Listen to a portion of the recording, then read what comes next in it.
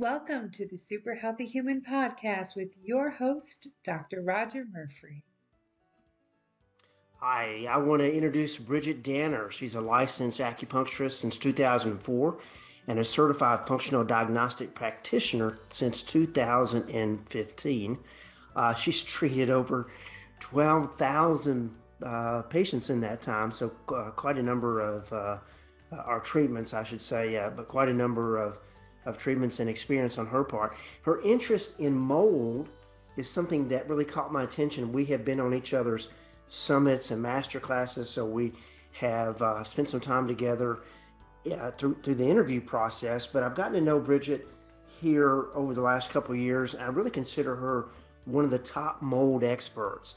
And I want to just encourage you, if you can, to reach out to her, check out her website, and learn more about her background and how she's using some really cutting edge technologies and therapies to help individuals navigate what I consider really a difficult challenge, which is mold toxicity and environmental toxicity issues. Hi, Bridget. I'm so delighted to have you on the podcast. I'm looking forward to this topic. This topic to me is, I think we finally hit the 100th monkey. For years, no one was talking about mold toxicity. And now it seems like, everywhere I turn around, maybe it's for me, maybe it's for my benefit, it's everywhere. And thank goodness it is, because you're seeing so many individuals who I call the medical misfits, who kind of been everywhere, tried everything. They're not getting the answers that they're looking for, because most doctors, especially in conventional medicine, they don't know anything about mold. So thank you for being here. We're going to talk about everything about mold today. So thanks so much for being here. Yeah, excited to have you. Yeah, I feel like it's really popping, but I'm not sure. It definitely is a root cause for a lot of people's long-term symptoms. I think fibromyalgia could definitely be mixed in the mix there as well. So yeah, lots to talk about. So, the way that I got introduced to mold was a few years back, working with a patient, and she has fibromyalgia, but she really doesn't have fibromyalgia. She was diagnosed with fibromyalgia, but when I was doing the interview, the initial consult, I knew that was just kind of a waste paper diagnosis. And it turns out that she had, a few years earlier, when her symptoms started, she found all this black mold in her house. And she had all these symptoms. She was just, really felt bad. But she knew she had to take care of the mold. She probably thought it was causing she said her allergies, contributing to a runny nose and that kind of thing. And they had somebody come in and take all the carpets out and clean everything. They moved out of the house for a couple of weeks, and they came back in, and she thought that was the end all of it.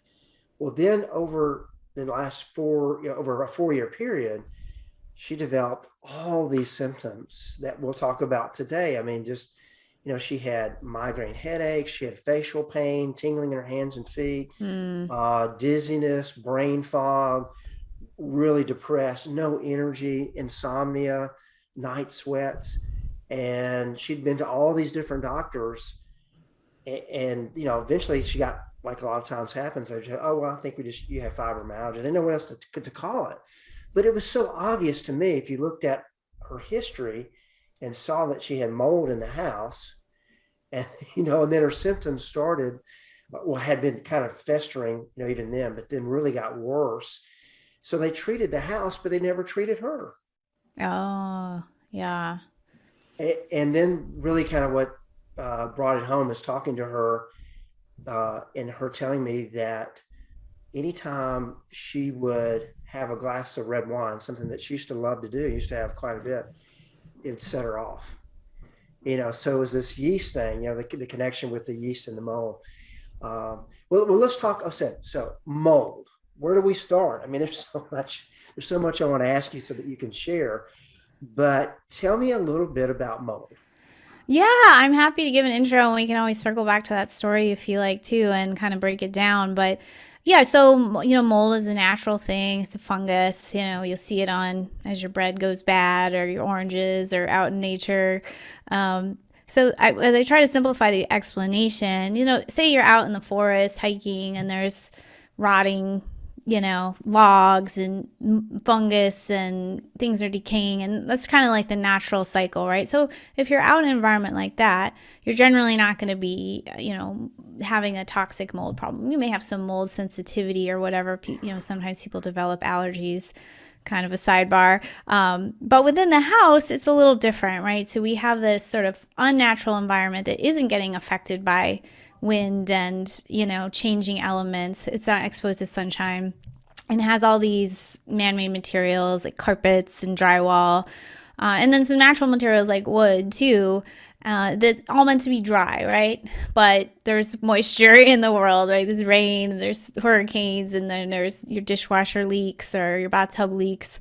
So as there's some kind of leak, usually we don't know it, or, we're not really paying attention. And those substances are getting soaked in water, and it's just a good environment for mold to grow. And then unlike the forest, it doesn't have any competition. There's nothing like breaking it down or knocking it around. It's just there, wet and growing. And there's only about 12 species of mold that are toxic to mammals. And I guess a question I don't have an answer for is, why do those seem so well in a home? I don't really know, but I know there's no competition. Not all mold is toxic. Not all water damage is going to end in a huge mold problem, but it happens. And depending on our own health history, other exposures, it could just be the toxic load is too much for the body to handle. So within the same household, someone could be getting really sick and someone could be getting not sick, and all different symptoms could be coming out kind of based on our genetic background too. So that's sort of like the short explanation. And I would say from there, as people listen, like, do you have symptoms that you haven't been able to explain? And or has there been some water intrusion in your house that you suspect? That's kind of starting point. Well, so should somebody that sees mold and mildew in their shower, should they freak out about that? Is that a potential problem? It's not a good thing. And you shouldn't use bleach on it, which a lot of people do. So say, I guess if you say like, you're talking about like tile potentially, is that kind of what you mean? It's natural. You're going to see some mold build up here and there, and clean it. But is that something, when you see that, is that something you should be concerned about? I mean, I would say yes and no. Like, definitely in a bathroom, you should run your fan every time you use a shower, and some people don't. And make sure that fan's in working order and run it for like 15 minutes. And then if you're in like one of those big showers, like a big rectangle, you could use that little squeegee thing. Don't let mold grow in the corner. Mm-hmm. I mean, if that shower is well sealed, it could just be a pretty small local problem right there on the grout. But let's say there is like a crack in that, structure for the shower, and it is leaking into the floorboards, where again, you may not really know. That's a big problem potentially. Yeah. And so what are some of the symptoms?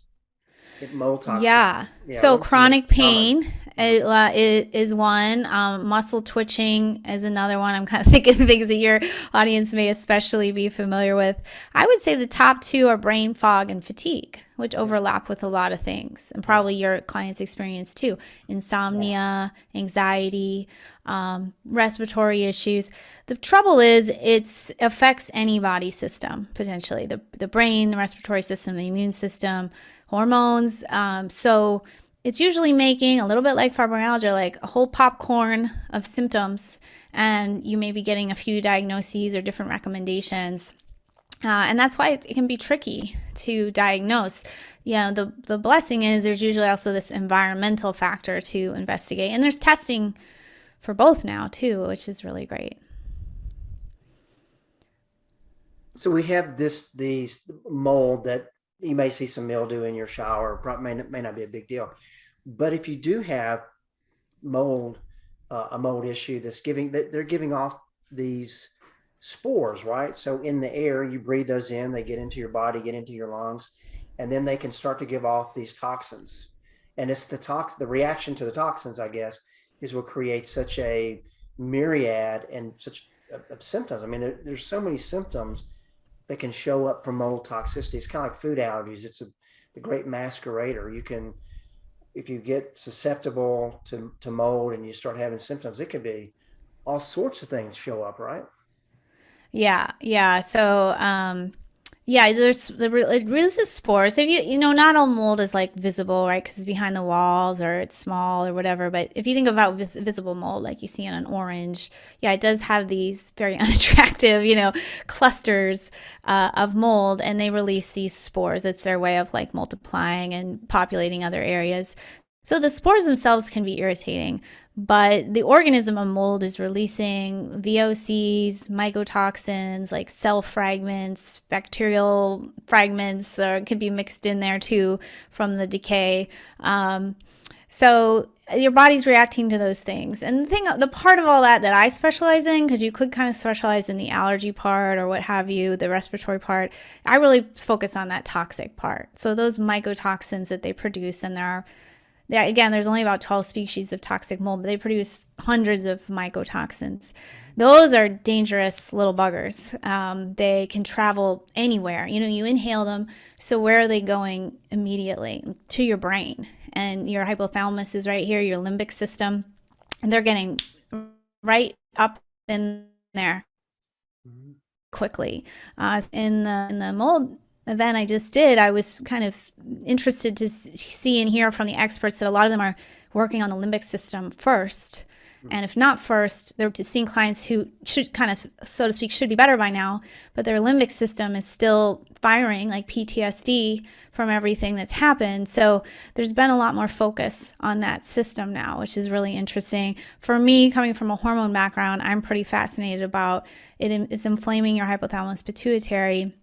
And you can get hormone dysregulation, which I think is very, infrequently mentioned. Same for pain. I was in chronic pain while I was going through mold, and I would see different specialists, probably like your clients, Roger, and certainly nobody mentioned mold until a long way into it all. So I really focus on the mycotoxins. You can test those with urine. And yeah, they're just so dangerous, breaking down the blood-brain barrier, crossing the blood-brain barrier, breaking down the gut, breaking down the microbiome in the gut. It's just like a giant mess. How would it's, so if you go to your local doctor, your GP, let's say you go to your GP and you say, oh, I think I've got mold toxicity. I mean, they're going to look at you like, what? Even if you go to most allergists, right? I think, and you tell them, I think I got mold toxicity, they may say, oh, well, you just need to get somebody to come clean that up and we'll give you allergy shots. But it's so much more than that. And I know and I admit I'm guilty until the last few years ago, not even to think about that till it was way down the list. Now I have been indoctrinated. I'm looking for it, like I'm looking for Lyme with fibro. I'm right. These things that a lot of times, just kind of ignore because you don't know enough about it. But as I mentioned previously, I think now mold is really out there. There's, people are getting there, hearing about it. And so there is at least a conversation about it, right? But let's say someone has seen mold in their house, and maybe they have some symptoms that are not clearing up, either through conventional or functional medicine, working with somebody. What is the best way for them to test to see if they have mold? Is that with an ERMI test? For the home, I think if you get the ERMI inspected by somebody who's looked at a lot of ERMIs, that can be helpful. As a practitioner, I don't get a lot out of the ERMI. I don't really like it. Not all the species on there are toxigenic. But I think in the right hands, it can be good. So I think that one thing that happens that I'm seeing is like, you can get different home tests now, and some of that's great. You can get a plate test, you can get a dust test, you can get the ERMI.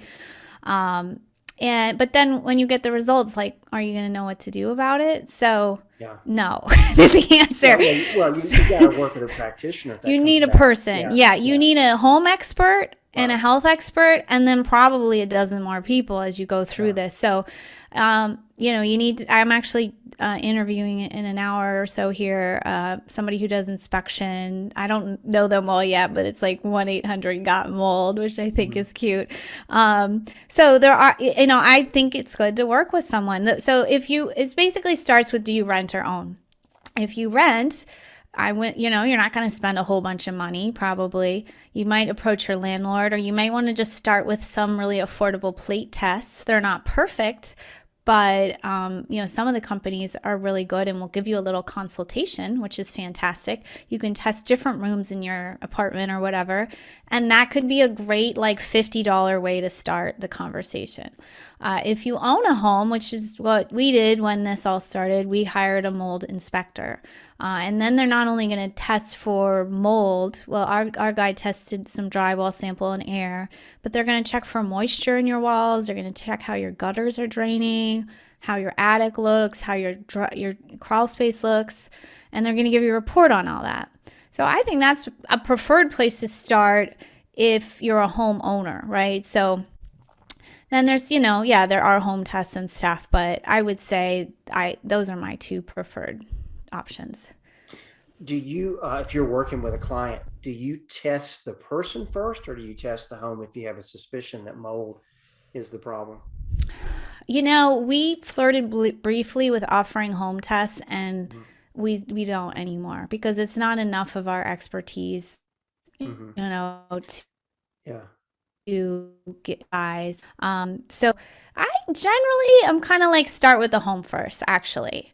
But as a practitioner, all I'm really offering is the body. So it depends. Occasionally, people like your client, it's not a recent mold problem, so she can still test her body. Some people, I didn't even believe this when I first saw it, but people would have a positive test and they wouldn't know where the mold came from, and I'm like, I've never seen this before.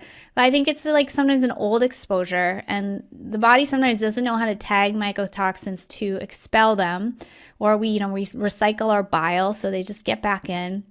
So sometimes they're just there and they're old. So there's nothing to test necessarily in the home. Although that story you told, I would still be suspicious because how well did they clean? Did they keep all their furniture? Like, sometimes the remediators, who are the ones who kind of rip up the home, don't always know about health. So so you got inspection, kind of investigation. You can also, I didn't mention, but you can do some visual inspection too, right? Especially if you're kind of handy, you can buy different meters of humidity and like to see if there's moisture in the wall. You can check some things yourself. That could be a starting place as well. So there's that like investigation period, and then there's like deciding what to do about it period. And I can speak on that a bit, but I'm certainly not an expert and I'm not in somebody's home. So I sort of, focus on the body part, but I sort of moonlight in the home part because they're connected and people will inevitably ask me these questions. So I try to do my best from a health point of view to advise. And sometimes that's being more drastic with the remediation and moving than the home person will tell you. A lot of times they're like, well, we got it all and like it's fine, and it's not. I actually, Yeah. a friend of a friend just, I think they saw some mold on the wall. They were having a leak behind their bathroom. They have a huge mold problem and they're just doing it themselves. They're ripping up the wall. There's mold.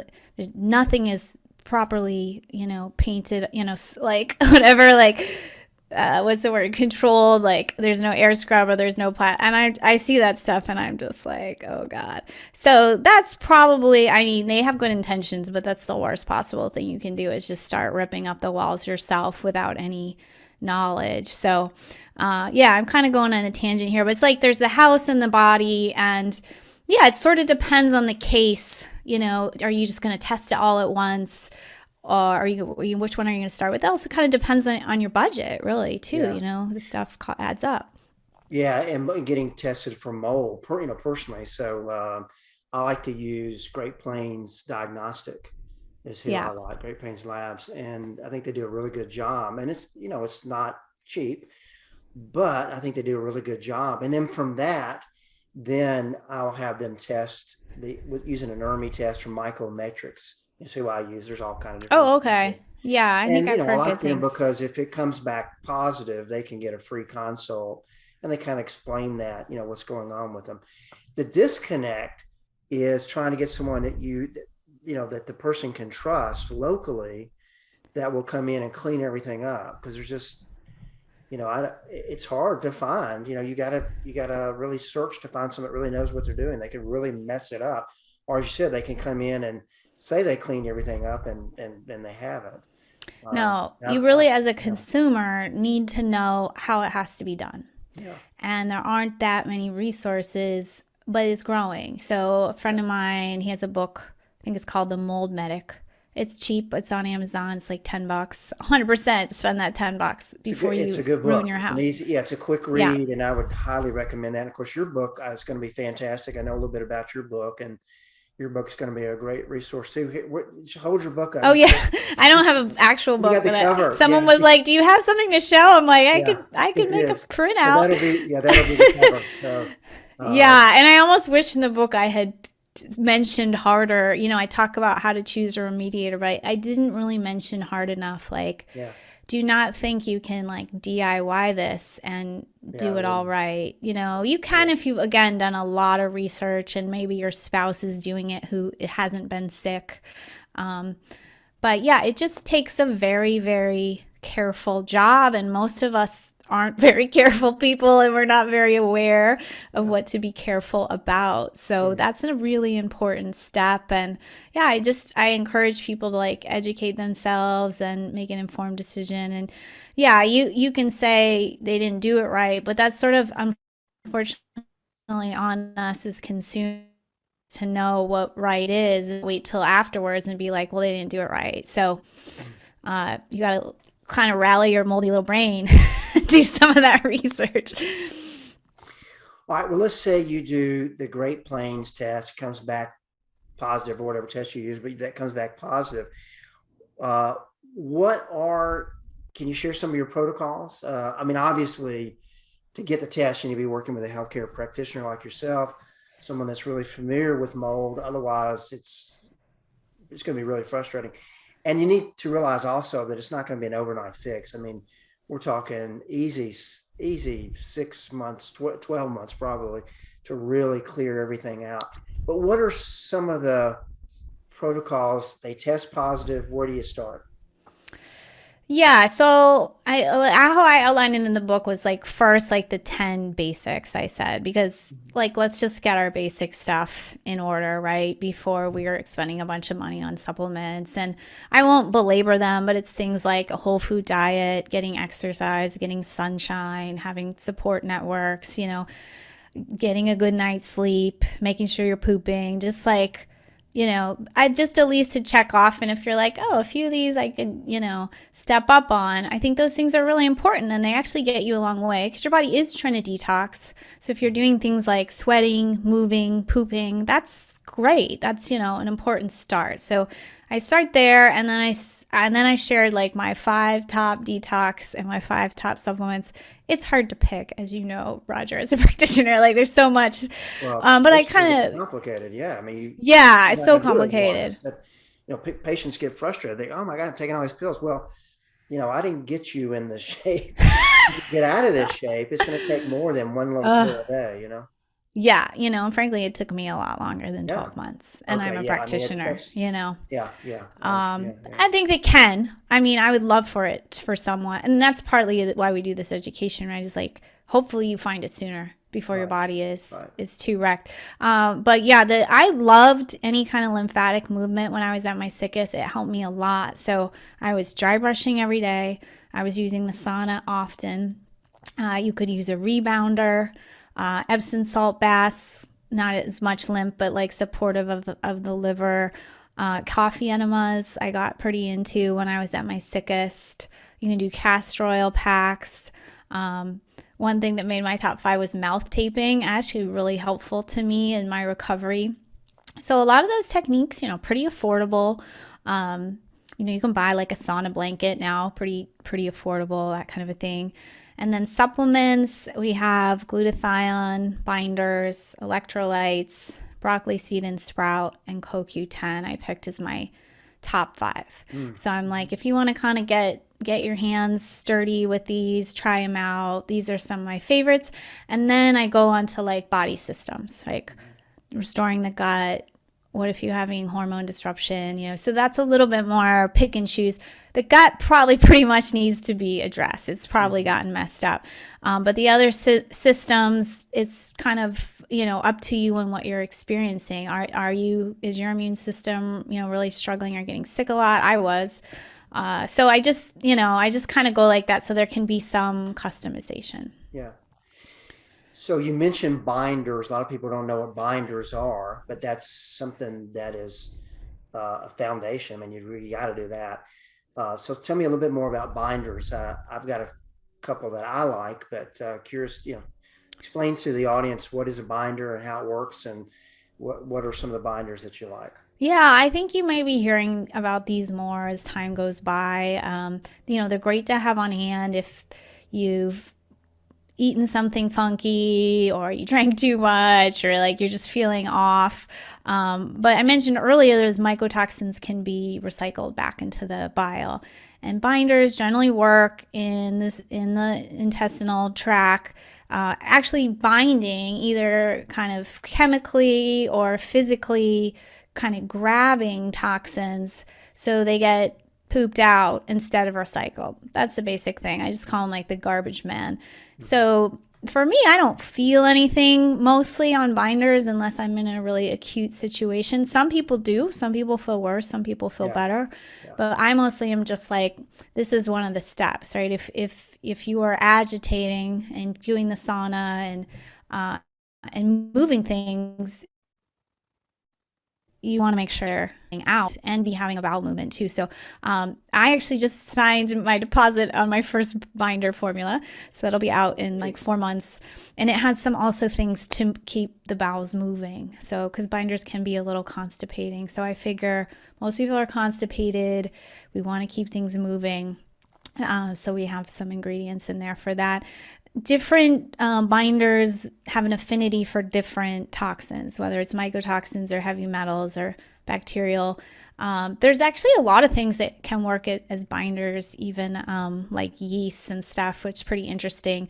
But my formula, some formulas are a mix, right? So my formula has charcoal, fulvic and humic acid. These are kind of like earthen things that have a binding quality to them. And zeolite is one, pectin is another, chlorella is actually one. There's a lot. Glucomannan is one. So you can either do a blend or you can blind or rotate. That's another way to do it. Especially if you're a little sensitive, you may want to just do pectin and do that for a while. Now do chlorella, try that for a while. So now in your book, do you list out, I know, Richie Shoemaker's really kind of put mold on the map. I think several years ago, really, thankfully. And I know he had these different binders that would pair up with the different molds. But I'm kind of like you. I like a blend.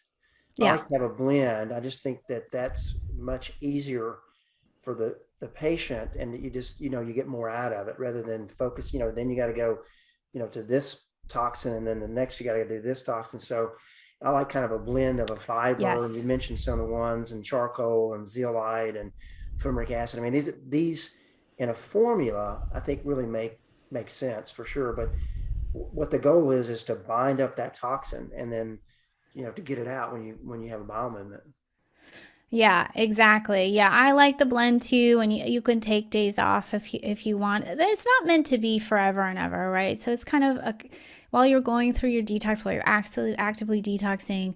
And then again, I would say usually just to have on hand as needed in the house. So I think I think it maybe more Neil Nathan has done that work, pairing the mycotoxins with the binders. And it's super interesting. But I do also think you could get potentially hung up on, I have this type, I got to remove this type. Yeah. Well, you don't know that one day you peed out something if that was all there was in there. Right. So I think generally the general approach works just fine. Like let's So when I formulated mine, I had Neil Nathan's list, right? And I went on to PubMed too. We put a lot of research into it to try to make sure that every classification of mycotoxin could be caught from the formula. So I'll send it to you when it comes out. It may have been one of the people you recommended who helped us make it. Oh, well, good. I'm glad that worked out. Yeah. Well, what's the connection between mold and yeast? Or yeast overgrowth, candida and yeast overgrowth. What's the Yeah. connection Yeah, Donna Gates spoke about this as like a bonus interview, and she's so fantastic. I mean, they're in the same family. I think that the yeast is like a more simple organism, and mold is more like multi-filament, but they're definitely cousins. And generally, when you have toxic mold exposure, again, your microbiome is being broken down. Your immune system being suppressed, so you're having generally overgrowth of yeast and pathogenic bacteria, even parasites in the gut. So most people with a mold problem also have a candida problem, or I guess it could be other kind of yeast too. Right. And I've done like antifungals, prescription ones. For me, they didn't help that much. I'm actually taking some of Donna's products right now. There are different products specifically for yeast. For me personally, man, those things hit me hard. They're a lot to take. So I think you kind of got to go step by step with what you're going after. I mean, definitely, don't be just having a bunch of sugar and things that the yeast love. But I don't think you need to have like an uber restrictive diet forever, but you may want to cut down on fruits and sugars and, look into different anti-yeast things. But again, I think that yeast will keep overgrowing as long as your gut's still messed up, or as long as you're still on mold. So sometimes people ask me about steps, and I probably wouldn't concentrate on yeast early in the process. So you mentioned Nathan, and now tell me, I'm drawing a blank, but his book is Toxic, right? That's the name of the book, Toxic. Yeah, like Toxic, Overcoming Chronic Illness. Wonderful book, yeah. Wonderful book. But he says in that book that you can assume if you've got mold, you've got yeast. I kind of see that. I mean, everybody that I've tested for mold also tests positive to yeast overgrowth. And I kind of follow his protocols, which are to use the binders and then to use liquid silver and then things like S. boulardii and start with that. And but I kind of feel like that's as much of a problem, the yeast overgrowth, as the mold. I mean, they're just really hard to get rid of. I mean, they're really hard. And I find that you do have to change your diet, not forever. I think part of that for what's worked for my patients is anytime they have a yeast overgrowth, they can also assume they have leaky gut.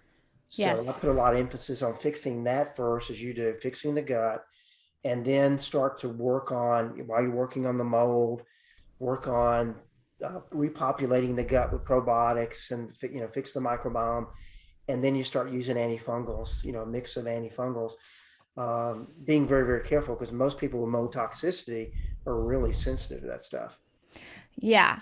Yeah, I actually suspect I still have some yeast issue. I still have some histamine issue, which I honestly didn't really grasp the whole histamine thing until fairly recently, like last 6-9 months. And I've been, doing things for that. And I asked one of the guests on the masterclass, I'm like, why do you think I'm still having histamine issues? And he's like, because you still have some problems, and even though I'm generally feeling good, good bowel movements, I do have these histamine problems. So I'm going back and doing some gut reconditioning. I mean, every time I test, it shows yeast, and it's like, I think I'm just sort of living with it in a sense. Like, I don't drink pretty much because I can't handle it. Mm-hmm. I don't really eat a lot of sugar. So it's like I think I'm keeping it at bay, but I don't think I'm fully keeping it at bay.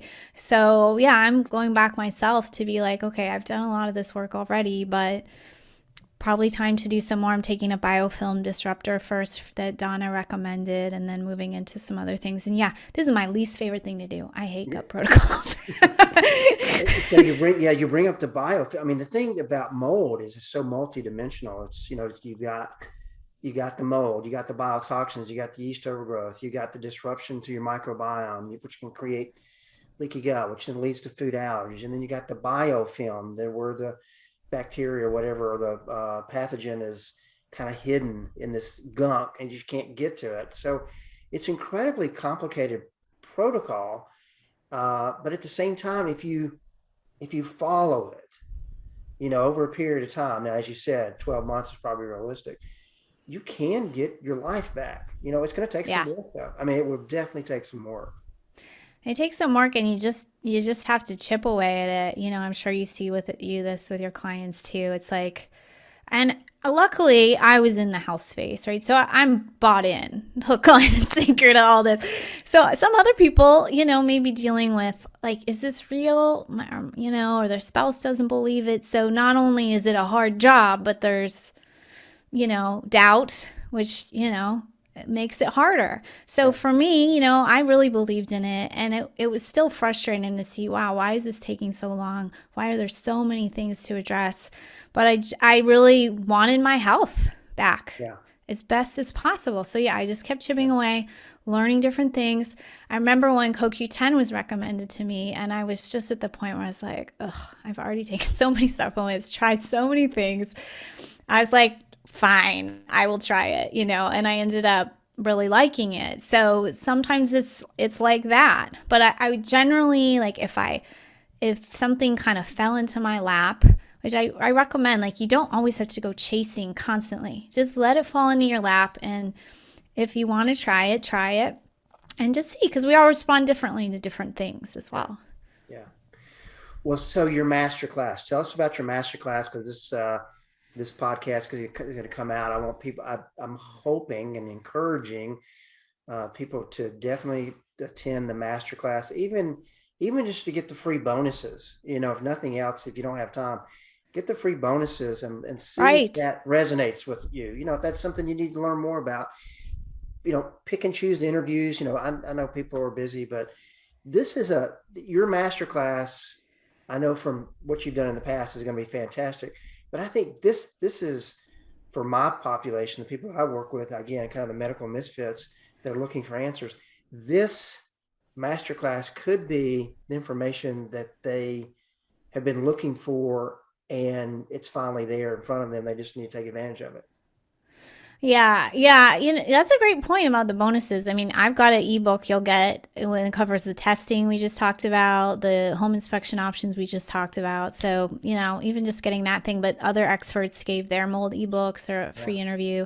So just have some awareness. I remember my own resistance to this topic, probably like you, Roger, like, oh God, this is like a whole other thing I gotta learn. And no, that's right. So and as a consumer too. I didn't know anything about it because I didn't want to know about it. It's like, oh my God, I gotta know about mold. No. Yeah. I remember actually the same year that Dave Asprey's Moldy movie came out, I was like, I'm going to put this on the back burner. I don't have time. Nobody's going to have this problem. And literally later that year is when I really hit the wall and found out I had mold, like within the year. And I was like, well, that's on me that I didn't want to know. But it's something you want to resist. But even just as a person who lives in a house, this stuff is good to know, because whether you're a renter or an owner, you've got it. I wasn't at all aware of how to properly take care of my house, So even just from that perspective, it's just, just get it on your radar. And especially if you're somebody listening who has been suffering with symptoms and you're eating organic, you're cooking at home, and you're just not getting better, that's just like my mantra. It's like, please look for toxins, because that's likely a factor. Right. And the guests that you have on there, you got some great guests. So you got some really world-class people on there. Well, this has been great. I'd like to talk more because I'd like to. It's fun, right? Hear more about mold. Strangely. But it is. It is because I've had to take the crash course over the last 4 years, and unfortunately, there's not a lot. More so now, there's not a lot of practitioners like you who really are mold experts. And so it's kind of been a very lonely 4-year journey. I mean, there's just not a lot out there. So No. it's good to kind of hear what you're doing. There's some other folks that I kind of meet with that are that consider experts too. But and so now your book. Tell me about your book. When does that come out? Because it's coming out soon, right? Isn't it That'll coming? come out. I hopefully it's on pre-order by the time this interview airs, and then it'll like be sent out or whatever. I Yeah. think early April. Okay. And yeah, I think it's just another, again, like it's a long process. So it's nice to have something like in writing that you can go back Go to back and to. check Yeah. a different chapter. So I try to just I probably was a little overambitious, but I was like, this is everything they need to know. Yeah. And Right. I don't, honestly, I think Dr. Nathan's book is amazing, but I haven't quite seen a book like this yet, which is just Yeah. shows the gap in this field. But it is growing. Like you said, there's other people getting like onto, Dr. Shoemaker is amazing, but when he was coming up, there wasn't like social media and Mm-hmm. summits and all this stuff. So it's really on us now to share it all. And I think the book, well, it'll be an audio book too. So just more ways to consume information. And I highly recommend Nathan's book. But here's the difference, the big difference. The big difference is he's got one chapter devoted to mold. That's it. So it's not an entire book. And mold is much more complicated than one chapter. What I like about his book is he kind of, he boils it down so you kind of get a taste of what is, going on. Uh, but it's complicated, and you really, you kind of he kind of does a disservice in a way, not to step on his toes because I really like him and his work. But one chapter is not enough. So Yeah, you got to it's a get the full. lot. Yeah, Yeah, his book is really a kind of a practitioner book, right? I His think you're right. Yeah, experience. I think you're Yeah, right. Yeah. which is fantastic. And Mhm. I mean, I think something different too I included in this book is really the emotional journey and how to make the best of it and get Yeah. through it because I really lived that. And that is like one huge, I'm sure for your clients too, Roger, like it's Yeah. a huge aspect, right? It's Yes. like Yes. if you're doing all these things, but you're so hopeless, like it's going to be a horrible experience. So, Yeah. how can you make the most? Well, it's hard to be a patient, and you have with mold, Right. you have no choice, So a lot of times, and I remember him saying this in his book, a part of what I'm doing when I'm working with somebody who has mold is just kind of hand holding them and telling them it's going to get better, but this process takes time, and but you got to follow the protocols, and you've listed out the protocols if they go through those steps, but you have to go through those steps in the right order. I think that's important too. So, well, hey, Bridget, thanks so much for being on Yeah. Thanks here. so I'm much for excited having about your me. book. I can't wait to get a copy, and look forward to seeing the master class. I know a lot of people you have on there, and so I know it's going to be great. So I want to encourage everybody watching this to make sure when we'll have everything in the notes here, how you can get registered for the free online event. Definitely take advantage of if nothing else, get those bonuses that Bridget just mentioned. I've already got them and I like them. I think they're good. So don't miss out on that. Bridget, thanks so much for joining me today. Thank you. I always love talking to you. So I'm so glad we got to reconnect. Now, one thing we'll have in the notes, but I want to just have this on audio too. Where do they go to learn more about you and your work and the book? Yeah. So good question. So if we're throwing a lot at you, the easiest place is just my name, bridgetdanner.com, and we'll have everything on there as it comes out. Perfect. Okay, thanks so much. Bye, everybody.